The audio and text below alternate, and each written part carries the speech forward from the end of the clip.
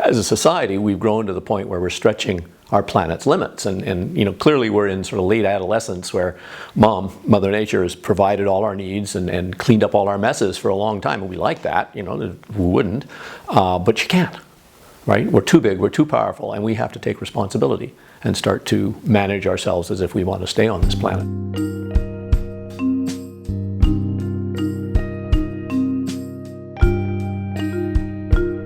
Okay, well, my interest all along has been cultural evolution. Somewhere along the line, I had gotten an impression that there was problems coming for the expanding society that I was finding myself in as a young man, and that it might be possible to find different cultural items from different sorts of cultures and assemble them into something that's much less harmful than what seemed to be happening with this sort of hardcore industrialism. I'd spent a summer traveling around asking people working voluntarily or not for profit, why are you doing what you're doing? It's not the money, obviously. And generally what they're doing is they see a problem and they want to solve it. And if they can, they do. And if they can't, they talk to their friends and their family, and they, make organizations. And if they can solve it, they do. And if they can't, then they start to lobby governments. And the whole voluntary and nonprofit sector is doing that. I took all the notes and sort of boiled them down into the various topics that it seemed to cover, and discovered about a year after that was condensed that it was a definition of sustainability. And expand a little bit? Yeah, well, and the reason that a study of voluntary and nonprofit work gives you a definition of sustainability is that they're all trying to keep things from deteriorating over time. They see a problem, they want to solve it. And so they're all looking towards long-term well-being, which is the common denominator of peace, social justice, environment, human potential. Could you maybe explain a little bit how, or if the concept of natural selection plays into cultural evolution? Well, it's a kind of heavy-handed thing in the conventional sense, in that when a species passes away because it's not viable, it's a heavy-duty thing. We wouldn't want to go that route as a society. Specific species evolution is a very slow process, but cultures can change quite quickly. I think what's happened with gay marriage in the last 10, 15 years has just been remarkable. And before that, smoking indoors. When I grew up, people smoked indoors all the time, and then very quickly it was just an antisocial thing to do. And that's encouraging that we can make those changes. Now we're dealing with enormously powerful entities in the fossil fuel industry, but the possibility of change is there. One of the topics that you're interested in is the maturation of society. What stage of maturity are we in, and what are the next stages in our evolution and our progression? Yeah. Well, this notion came out of my study of economics as it relates to sustainability. I'd done 2 books on sustainability and social change. And then somebody in 1990 or so explained to me the nature of our debt-based money system and how this compels expansion, compels growth. And I spent a bunch of time studying that and studying ecological economics as to what are the alternatives to the debt-based economic structure, and came to realize that the economy of a society is its metabolism. As an individual, our gut gives us nutrients, our lungs give us air, our brain gives us direction, our muscles give us motion, and our metabolism is all these things working together to be an integral being. In a society, some people are growing food, some people are educating, some people are making houses. There's all these different things that people do, and the economy is the process that makes it into an integral society. So now we have the metabolism of a child. If a child wasn't growing, that would be cause for concern. If you or I were growing like a 4-year-old, that would be cause for concern. So we've got a society that's got an economic structure that compels expansion. It's like the growth hormones in a child. And when a child reaches a size that it can manage its life, it's become adult physically, then the hormonal process changes, the metabolism changes, and they continue on more or less the same size, expanding on their abilities, their knowledge and their relationships and their skills. I got this idea from a fellow named Buckminster Fuller, who at the time I started studying had written a book called An Operating Manual for Spaceship Earth. And what he said basically is that if human beings want to be successful on this planet, we need to treat it like a spaceship. Okay. Because we understand there's only so much provisions on board a spaceship. There's only so much room to throw our garbage. We need energy. We've got a great star just the right distance away. That's it. Those are the design criteria for success on Spaceship Earth. So if we work within those criteria, then we can cruise the universe for the indefinite future. But we have to take care of our craft. of many things that he talked about that evening was this idea of pattern integrity, which he illustrated with a slip knot on a piece of string. Just your very basic knot, right? And the thing about that is that as it slides down the string, matter enters one end and passes out the other. And that carries on until there's absolutely nothing left in the knot that was there when you first saw it. But it's the same knot. It has integrity. And the thing about pattern integrity that relates to ourselves is that we're pattern integrities.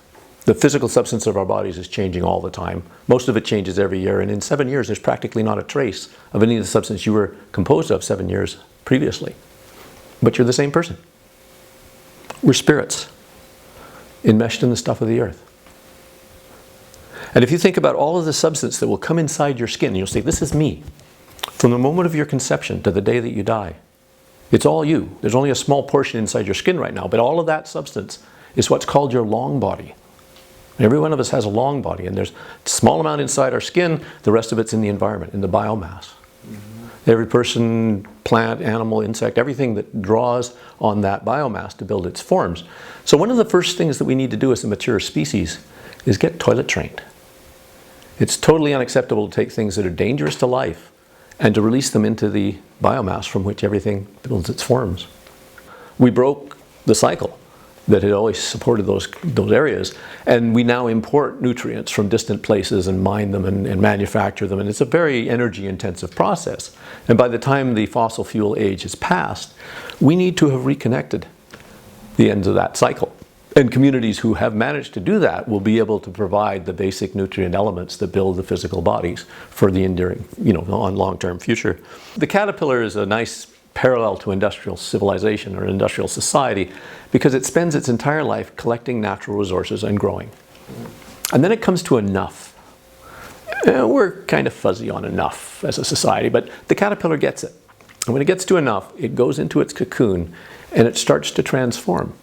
And when it's finished that process, it comes out, and it's beautiful, and it lives very lightly. They sip the nectar of flowers, and their purpose is the well-being of the next generation. They lay the eggs that keep this thing going. And I, use that analogy as we've been growing. We've got this huge amount of knowledge and resources available right now, and now we can transform that into a form that can serve the generations coming. And on several occasions, I had people who were studying metamorphosis, on the microbiological level, who explained more detail. They said the first cells of the caterpillar that become butterfly are actually attacked by the immune system of the caterpillar. Something's going on. It's not feeling very well. I've got to try to maintain my integrity, right? Right? And so in that context, if you're feeling some flack, it's normal. It's natural. The next stage is these imaginal cells, they're called, come together and they form a core that's resistant to the immune system, right? And this is when you get organizations that come together, a bunch of people, they know that we need to make a change, we're working together. Society says, why don't you just make more money, everything will be fine. I said, we're okay, we're busy, right? We're immune to that, come along with the old system. And then the third one, which was considerably later, said that at a certain point, the form of the butterfly in the caterpillar's cocoon, or the chrysalis, has gotten clear enough that all the rest of the caterpillar just turns fluid and flows into the substance to become the butterfly. And that's the point where we've made it so clear that there is a place we can go, that everybody else says, of course we've got to become sustainable, and they start putting their resources and their skills and talents into that transformation. Within a decade of society saying, understanding truly in their hearts that we need to make this change, within a decade we no longer have to worry for our children.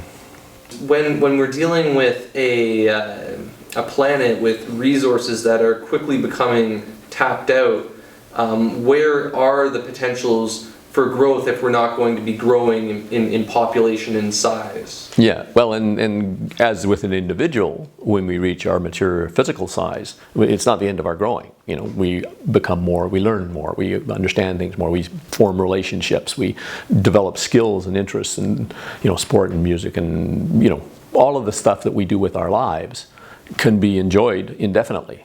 And these are things that actually satisfy us. That if you buy a thing, you get a little thrill, but it doesn't really fill the hole.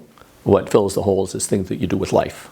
We don't really have to spend our time buying stuff and throwing it away. It's really kind of pointless, except for that's what the economy requires. If you make a product that lasts, you go out of business.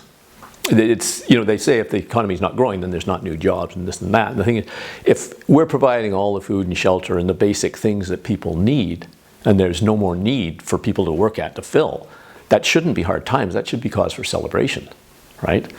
It's basically, there's be more need again, and we'll work again, and spread the work around so that everybody gets a chance to be useful. Because that's one of the things that we really require, is to have a place that we can contribute to our society, because we need the society to take care of us. Like, we can't do everything ourselves. So, we have an arm's length relationship with the monetary system. You make money and you buy stuff and you don't relate necessarily with the people producing it.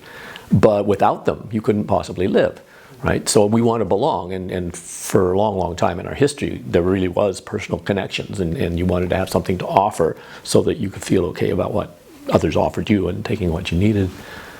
So, how do we transition into something like this? It's pretty obvious that we can't just, yank certain legs off this table that is society. We have to, slowly make sure that we have something to replace it. Yeah, well, the changes to make society, to develop a sustainable society, are happening all over the place, and this is what you guys are chasing down, right? People in all sorts of different places, from the organic gardening movement and solar buildings and bicycle transport, and there's all sorts of things where people see there's a need and they're developing the capacities, and huge amounts of stuff being done, and quite exciting in a lot of ways. So the understanding is becoming more and more developed, and at some point the society will make the shift, and we're hoping this is going to happen around the climate issue, because we can't continue with what we're doing. The evidence is monumental. The problems that it's causing are really disturbing, and at some point as a society we'll say, yeah, it's time to make this change, and then all of this stuff that's been pioneered becomes available to develop and expand on and implement it on a larger scale with the resources and the talent of a huge population. I think if you were to ask most people, especially in a place like Canada or the United States, would you be willing to change, or do you think we need to, because of the immediate daily comforts that people are experiencing? Most of them would probably say no. So what would you imagine is going to be one of the impetuses that brings out that need for survival in humanity, because it's pretty much inevitable? Yeah, well, and the need for survival comes with a catastrophe that's right in your face, and that's kind of too late in a lot of ways. But if you can see there's something to go toward, then, I can work on that, and then the dissonance goes away, and people can start applying it. It may be a generational succession. You've grown up with a knowledge of climate change and these various other issues, and it's got to be dealt with, so you're going to do what you can and open doors if so more and more people are getting it, people are growing up with it, and the people who had a whole different worldview are dying off. You come off to me as someone who is very hopeful and really searches for the positive examples that can inspire, rather than really playing up the aspects of degradation and fear. So what kind of inspires you? Humans are incredible. We got thumbs. And lots of other things. We got good senses, not the best in the natural world. An eagle flying mile up in the sky can see a mouse in the grass. We can't do that with our eyes, but we got telescopes that can do that. We have the microscopes that can see to the center of atoms, and all sorts of sensory things that allow us to perceive the world on a very fine detail, and our capacity to take information and see the patterns and then find ways of working with the patterns. This is an organism that's not going to sacrifice its young on the altar of perpetual expansion of economic interests. We apply those senses and our capacity to make change and make things work. And, there's are we in better times or worse times? There's always been 100% death rate among humans. It doesn't matter what happens. That's a basic, and so we get over that and we think, well, what can we do while we're here? How do we make us as good as possible given what I see in front of me or what I can access in terms of information and people to cooperate with, and get on with it. There's no end of things that are ready to be done. It just needs more energy. So anybody who's thinking, things aren't the way they ought to be, just look around and you'll find people with ideas who need help, and help them out, and maybe you'll get an inspiration for the next stage of things.